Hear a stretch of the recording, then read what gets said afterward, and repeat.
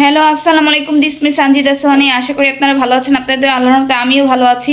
তো চলে আসলাম নতুন একটি ব্লগ নিয়ে। তো নেহাও সাথে আছে।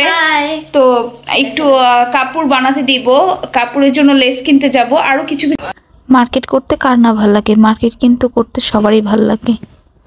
তো ফাইনালি মার্কেটে কেনাকাটা করতে চলে আসলাম। এটা হচ্ছে খিলগাঁও তালতলা মার্কেট, হয়তো বা অনেকেই চিনেন। মার্কেটটা ছোট হলেও এখানে অনেক কিছুই পাওয়া যায়, একের ভিতর সব বলা যায়।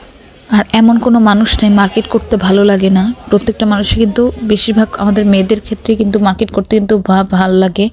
এটা আমি দেখি সবসময়, কিছু লাগুক আর না লাগুক মার্কেটে গেলে একটা জিনিস কিন্তু কিনতেই মন চায়। আর ফাইনালি আমি লেসের দোকান পেয়ে গেলাম। আগে এই মার্কেটে লেসের দোকান অনেক ছিল, যে পরিমাণে এখন কম। তো লেস পেয়ে গেছি, পাওয়ার পর একটু ক্ষুধা লেগেছিলো।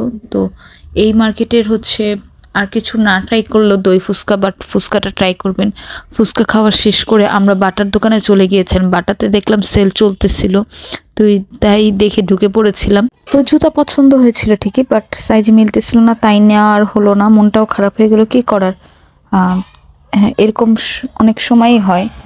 একটা যে কোনো জিনিস পছন্দ হলে সেটা হয়তো বা কালারে হবে না, বাট সাইজে হবে না।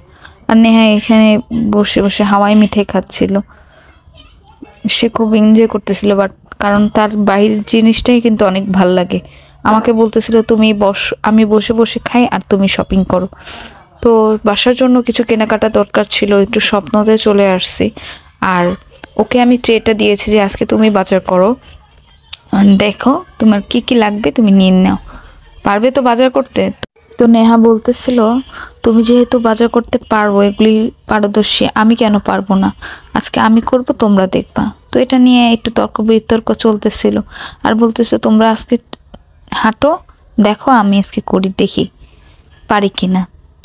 তো যাই হোক, সমস্যা নাই। যে কোনো জিনিস দেখতে দেখতে অবস্থা হয়। বাট ও যে এত ছোট বয়সে এই কথাটা বলেছে, এটাই অনেক কিছু।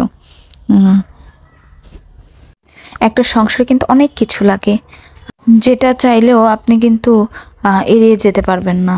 আর যারা মনে করো একটা সংসারে কোনো কিছুই লাগে না, তাদেরকে আমি বলতে চাই একদিনের জন্য এই কাজটা করে দেখেন না, একটা সংসারে কত কিছু লাগে। আর নেহা এটা ওইটা কিনবে বাহানা করতেছিল, তারপরও সে অনেকগুলি বিস্কুট সে কিনে ফেলেছে তার পছন্দ অনুযায়ী, তার যেটা ভালো লাগে। ফাইনালি কিন্তু আপনাদের কাছে কিন্তু একটা কোশ্চেন থেকেই যায়, বলুন তো এটা কি। তো ফাইনালি বাসায় আসার পর কিন্তু আমি কিন্তু অনেক সারপ্রাইজ হয়ে গেছি। কেন জানেন? স্বাভাবিক, আপনারা দেখলেও সারপ্রাইজ হবেন এবং মনটাও কিন্তু ভালো হয়ে যাবে। চকলেট কিন্তু আমার অনেক পছন্দ, এই চকলেটগুলি আমার কাজিন আমাকে গিফট করেছে, তো মনে করলাম আপনার সাথে শেয়ার করি। তো আজকে এই পর্যন্তই। আমার চ্যানেলকে সাবস্ক্রাইব করবেন, বেশি বেশি লাইক করবেন, কমেন্ট করবেন। আল্লাহ হাফেজ।